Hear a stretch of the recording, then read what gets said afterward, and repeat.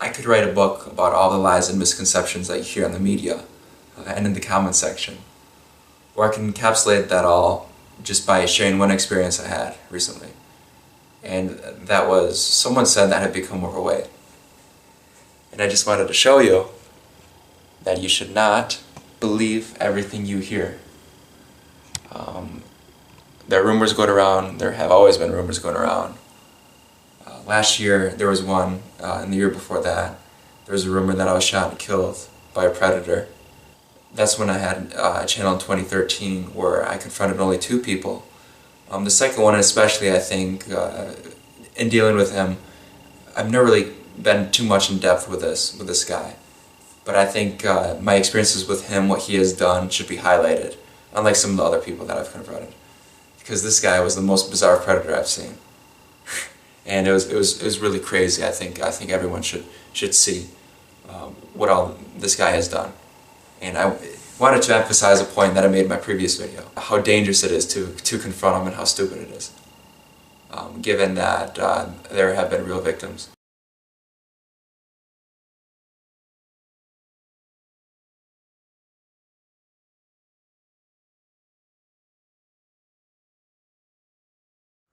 He said, "Here's a pic I won't get in trouble for." And in the very next photo, he unveiled what he was hiding and said, "Oops." I think that was a fairly good intro for him. He sent another photo. "I'm thinking there's nothing wrong with showing you a picture of my balcony." And there he stood. He also sent many photos of his penis next to the cigarettes he had and the marijuana that he had. And what's interesting about this guy is he readily showed his marijuana. Unlike some of the other people I've dealt with who have always insisted that, no, you can't see my weed, you can't because it's illegal, blah, blah. It's like, dude, you're trying to have sex with a kid here. This guy's personality was a little different. He was very goofy. He said, "You are trouble with a capital T, sexy girl. Tell me a fantasy of yours. I'm dying to send you a picture." He said he wanted to meet. I told him, "We can't get in trouble." And he said, "That is for sure. Must be very discreet. I could have huge trouble." And then, right after that, he said, "I would love to be naked in front of some girls your age." I said, if we got caught, my dad we would be in big trouble. And my dad would kill me. He replied, he'd probably go after me first. He would say things like, "Do you like seeing me naked?" And he told me where he lives. And I said, "Wow, that's close to where I live. We could be neighbors." And he replied, "I would have let you peek in my window anytime." And 8 minutes later, he said, "Do you have a picture I could admire later? I'm done with work and naked at home. I can think of one thing that would make it better. A naked girl, sex, drugs, and rock and roll, baby." Very cheery guy. Very sick and demented guy. "Would you be interested in more pictures and a cum shot video?" I said, "Hey, we'd get in trouble." He said, "You are correct. Probably shouldn't take the chance. I would love to show off for you, though. I'd just like to show you more." He asked me if I did anything over the weekend. And he said, "It's a shame that I wasn't up there. We could have done nothing together. I fantasize about you a lot. I wish I was there or you were here. Your lips around me and my tongue in you." Perverted questions all the time. "When was your last orgasm? Were you alone? Mine was this morning, and alone." One day he said, "How are you?" I said, "Hey, what's up?" And he said, "I'll show you what's up." And then he sent a photo of his penis. "I dip it in a Frosty for you, and you could lick it." And then he sent the same photo of his penis again. He didn't let it go there. He said, "And it works too." And he sent a video of himself masturbating and ejaculating. And up close, highly graphic. Of course this is highly graphic. It was disgusting. And I was sick of it. I was like, hey, this whole summer I've been talking to this pervert, and he wants to have sex with me, and he continues to do crazy things. It was sick. It was disturbing to where it would make me very angry. This guy was just so persistent. So persistent. And there was a point where I just simply stopped talking to him because I was sick of talking, like almost physically sick. I was like, oh, this guy's gonna send another photo, and it's not so much like looking at penises all day. Um, I'm straight, by the way.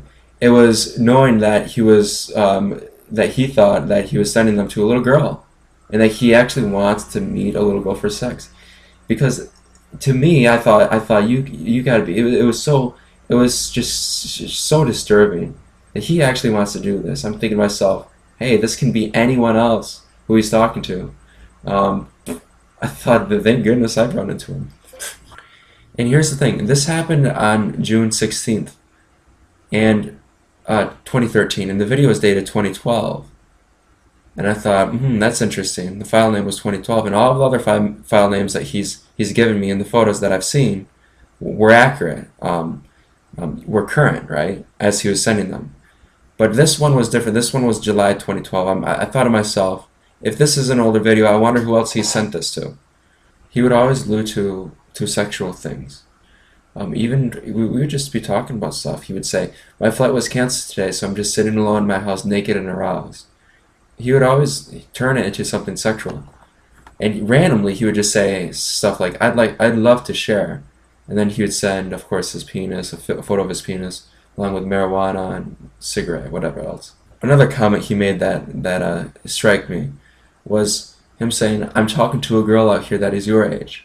I thought to myself, that is not good. This guy should not be talking to kids like that. I mean, I don't know what he's saying to the other kid or whatever, but it's just a creepy guy. He doesn't need to be around children. He's a danger to children, obviously. So, check this out. Going back to what I said earlier about me simply ignoring him for a while, because I didn't want to talk to him. I just expected that he would just leave me alone because I was sick. I was sick of seeing all of the things that he would say to me and show me. On July 2, he said, "How you doing?" And I didn't reply to him for almost 2 weeks thereafter. But as that was going on, he kept on talking to me as I was ignoring him for almost 2 weeks. But finally, when he said, "Hi, Angel, do you want to get a Frosty Friday morning?" I replied, and that was July 15th. I replied. I said yes.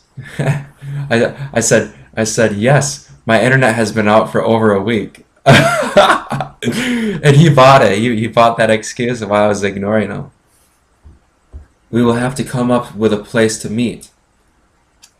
And right after saying that, in the same message, he said, "Daddy was being naughty at the job tonight." Boom, another photo of himself naked. This time, well, actually, he was wearing shoes, so it was an improvement, I guess. The next day, he sent a video of himself masturbating and giving a narrative as he was thinking that he was talking to the girl. He was saying what he wanted to do to her while masturbating. Here's that video. Censored, of course. "Hi, Kenzie. Want to dip my cock in Frosty? Would you lick it clean for me? I'd sure like to lick it off your nipples." He pitched a few locations where we could meet. I said no, that's not good. We should meet at Taco Bell. I asked him, I said, what would we do? And he said, "I am naughty. Be naughty with me. Put some Frosty where you like it and lick it off for starters." I said, "Well, do you have condoms?" He said, "I should, yes, but I have been clipped, so I'm shooting blanks. I have to pick up my son between 12 and 1. Are you available in the morning?"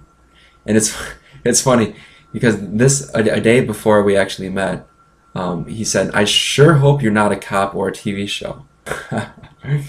This happens a lot when they say that. I said, "I sure hope you're not my dad, going to get me in trouble. I hope you're not my dad posing as a predator to get..." And what he said after that, "If I was your real dad, we'd probably already been terrible, terrible." And that's when I knew that there was no turning back. At this point, pretty focused. He said, "Would 9:30 in the morning work?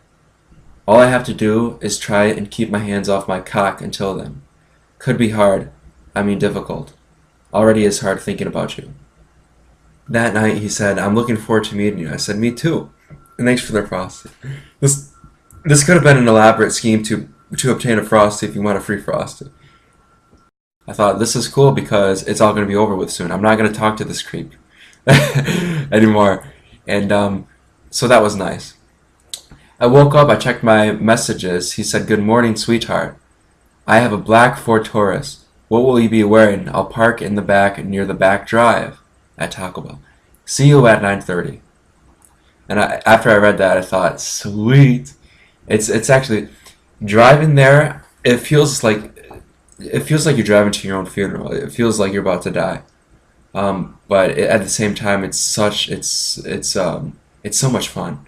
Anyway, I was driving on the highway. I see this black Ford Taurus.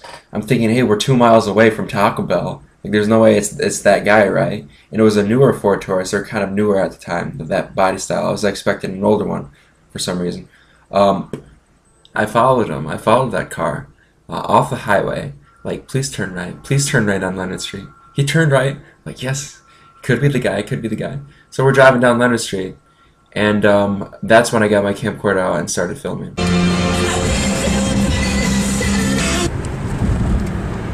He's gonna turn right, probably. If he turns right, that's our guy. Oh, dude, he's gonna turn right. It's him. It's him.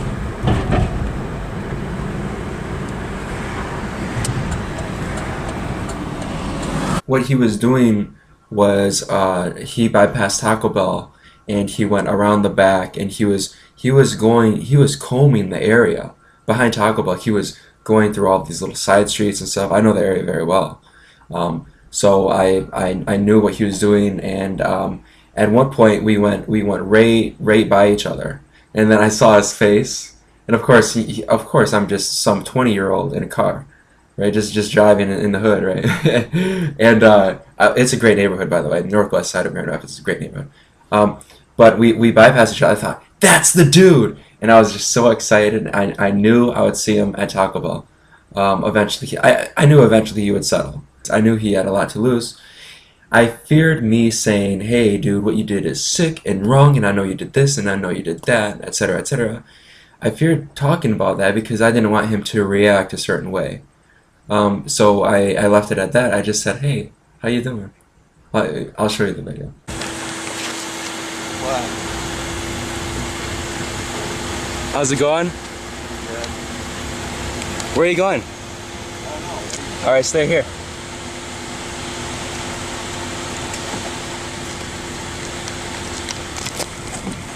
Wait, I gotta talk to you.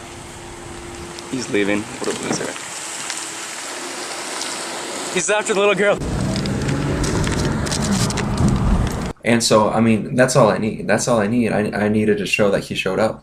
But when he left Taco Bell, going through those little side streets, 25-mile-per-hour zone, he was just like a bullet. He was just out of there. And I followed him from a distance. But I thought, this guy's stupid. He's already been caught. He doesn't need to run.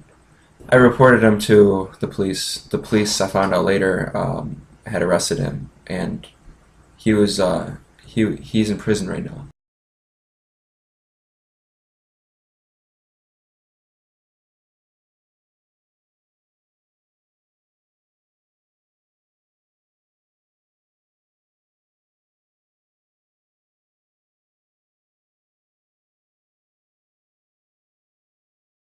I checked this guy out on Facebook, and for the first time in my life, I saw him with clothes on, and that hit me hard because just seeing him in a normal circumstance, he was just holding up a fish that he had caught. I'm thinking, this is how people know him. It really hit me hard in that he had a secret that hardly anyone knew, and he had never been caught before. And this is the life that he wants you to see. This is the life that he's willing to show to people. This is the life that is masking perhaps something that he has in his closet, and that just knowing how different people can be on the outside than what's really going on in their lives.